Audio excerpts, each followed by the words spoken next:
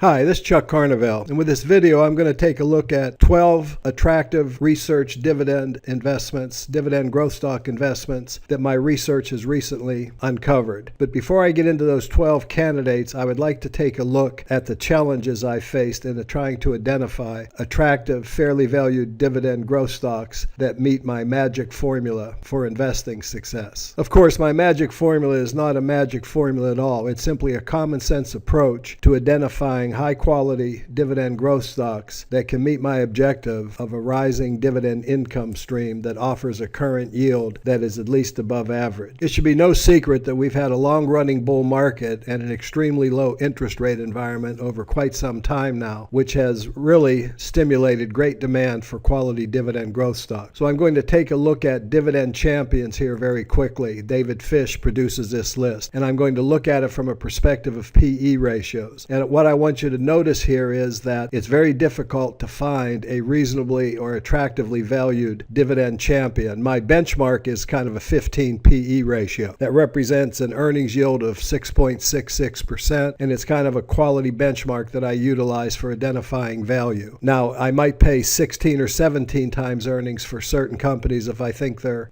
characteristics permit, but the point I want you to see here, out of 100 plus dividend champions, there's only a handful here that actually can be currently purchased at blended PE ratios of 15 or less. And the further I go up this list, you can see that the valuations get very extended, very quickly. And we start getting into some really outlandishly high PE ratios. And so no matter how much I like the company, I'm not willing to pay a valuation that's significantly in excess of what I consider the company to be worth. To illustrate that point more carefully or more fully, I'm going to take a look at one of my favorite dividend growth stocks, Mccormick & Company. This has all the attributes that I really look for. Consistent, steady earnings growth at an above average rate of 9.6%. Of course, a steadily increasing dividend. And you can see this company usually commands a premium valuation by the market. But recently, in the last couple of years, I believe that valuation has become extreme. And we're already starting to see the possibility that the valuation has hit a wall here. So this is very typical of what you see in the highest quality blue chip dividend growth stocks like the champions and aristocrats. I applied this same magic formula characteristics to the dividend challengers, contenders, and the dividend aristocrats, surveying what I consider to be the creme de la creme of all dividend paying stocks. And quite frankly, it was very, very challenging to come up with a few stocks that I felt were attractively valued, had the quality characteristics I was looking for, offered above average yield, and in most cases offered me some future growth potential. Here are the 12 companies that I came up with that I felt most appropriately met my magic formula for long-term success. There are other really good dividend stocks out there, and some of them are close, but these were 12 that I felt very closely fit the criteria I was looking for. I've listed them here in order of lowest to highest dividend yield, and I've also listed them by quality for credit ratings, debt to capital, their current PE ratios, and their current price to cash flows, as well as their dividend yields. I'm also looking for a modest amount of growth, and the growth rates that most of these companies offer are attractive and in line with what you might expect from the average company in the stock market. Now, since I've got 12 companies to cover in this video, I'm going to go through them very quickly to try to just give you some overall of the insights that I had when I made the decisions to add these companies to the list. And of course, I'm using the FastGraphs Fundamentals Analyzer software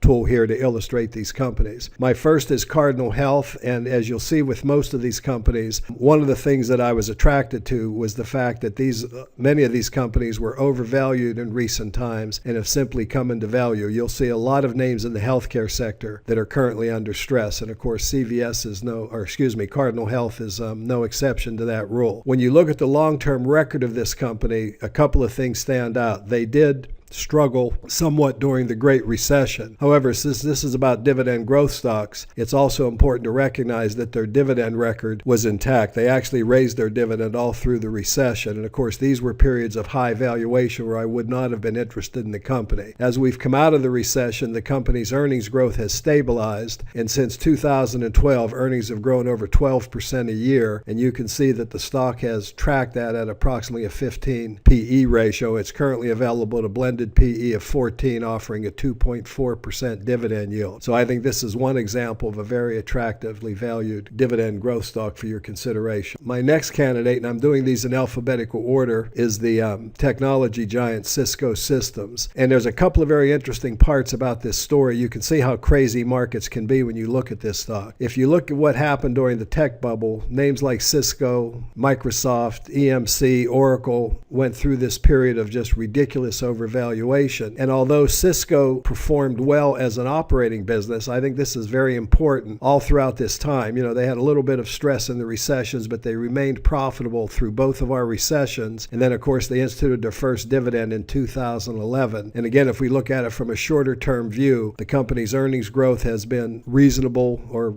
slightly below average at 5%. But what really attracts me to this stock right now is the fact that it can be purchased at an attractive valuation of about 13 times earnings. That's slightly higher than its normal PE ratio since 2012, but it offers a 3.3% dividend yield, and it does offer the prospects for some decent growth going forward. Not a lot, only about 3%, but if the stock traded at a reasonable PE ratio, there could be significant upside. But even if it stays in this 12 or 13 PE ratio range, it's strong single-digit returns going forward, but a current dividend yield of 3.3%. And I might point out their dividend has grown very nicely, and I want you to ignore these years because when they first started paying a dividend, they obviously increased it by 130% in 2012, 121% in 2013, but more recently they've been raising their dividend by double-digit rates. Cisco has a AA- S&P credit rating, has 31% debt to capital, is attractively valued with a 3.3% dividend yield, so I like this candidate very much. My next candidate would be Cvs Health, another company in the healthcare sector. And once again, if you look at the long-term record here, you'll see a company that has historically traded in reasonable alignment with a normal PE ratio of about 15 times earnings. Coming into the recession, it got real cheap for a while, and this would have been a tremendous time to buy the stock. It offers a 2.3% dividend yield, and with the current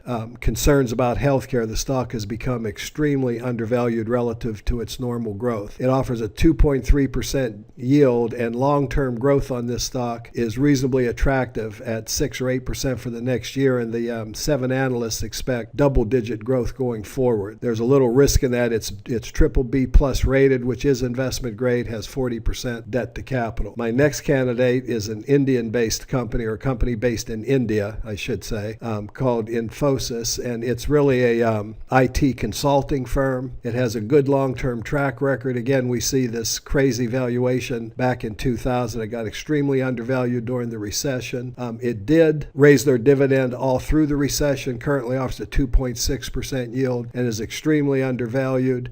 There's some concerns with the current administration possibly creating some problems for a company that does international outsourcing, but analysts do expect this company to grow nicely over the next 3 to 5 years. My next research candidate needs very little introduction. Of course, it's Intel. Intel is currently available at a 2.8% yield. It has a very excellent long-term dividend growth record. It's currently trading at a PE of 13. It has very little debt and is A+ rated by Standard & Poor's. I think Intel is very attractive for the dividend growth investor at today's levels. My next candidate is Pfizer.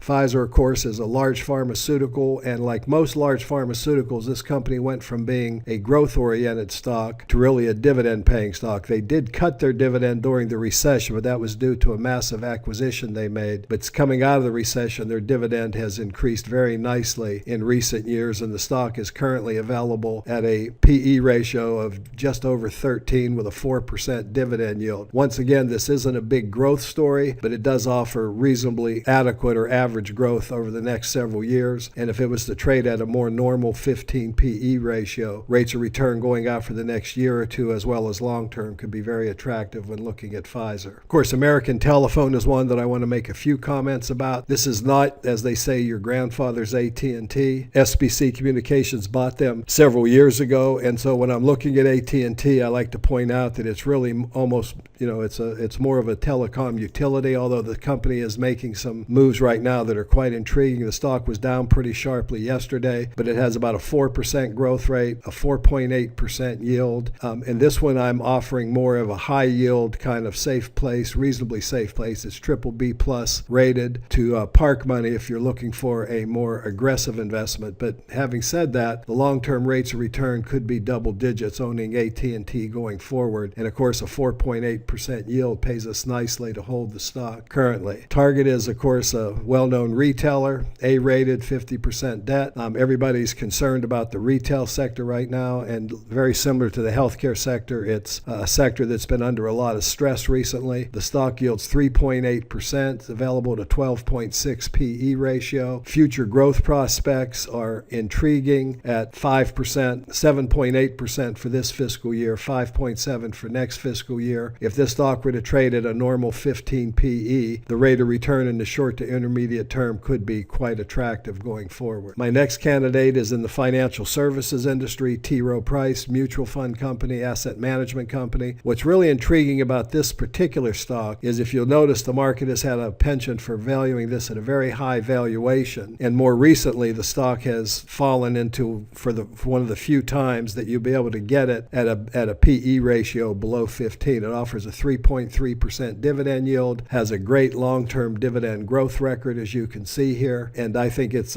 worthy of consideration now in what is generally an overvalued dividend growth stock market. This is one I recently wrote an article about. The stock was down pretty strong today. I would like this stock at about $47 or $48 a share, and looking at today's quotation, it's down below 50 for the first time in a while, so it's beginning to look attractive. Personally, I don't think you can go wrong buying VF Corporation at these levels. I think it's very important to really look at the historical precedent of this company. It has an excellent operating history. It's always been profitable. It had a few periods where earnings were flattened. It is in the textile business, obviously, Levi's or blue jeans primarily. But this is simply a good example of a stock that got significantly overvalued. And for the last 2 years, to my way of looking, it's been reverting to the mean. It has great growth prospects and can be purchased at a 16 PE today with a 3.3% yield. I'd wait a little bit for this company. I'd like to buy it a little cheaper, but it's an excellent opportunity. Whirlpool, of course, is the appliance company. This is one that I've really not looked at before. What intrigued me with this stock is it has a good, consistent long-term dividend record, but I do want to point out that the company has frozen their dividend numerous times over the years. But I also want you to notice, just by looking at this graph, and I'll take the price off of here in the normal PE, that in recent years there's been an acceleration of earnings growth. So if I shorten this a little bit, earnings growth has been about 6 or 7%. If I drop this down to a 8-year graph, you can see that growth rate is averaged over 13%, and the stock is currently very attractively valued with a 2.3% yield. This one is more of a total return opportunity, but I do think it requires some homework. It's forecast to grow at 9% over the next couple of years and at double-digit rates beyond that. So this is one that I think is really worth a look. But I will tell you, I know very little about the company at this point, but it's currently in my list of stocks that I'd look deeper into. Williams-Sonoma is another retailer. The stock was extremely overvalued in 2015. It's become reasonably valued here recently. The long-term history of this company is a little sketchy.